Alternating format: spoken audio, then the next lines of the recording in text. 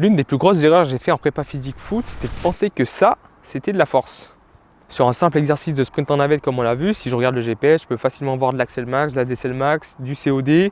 Si j'ai fait un grand nombre de séries, avoir des gros volumes sur ces indicateurs acceptés comme étant des indices de force en football, mais en réalité, il n'y a absolument aucune contrainte. Le premier problème est que je pensais que ça pouvait compenser des efforts de force paralysés dans les contextes d'apprentissage sur le terrain.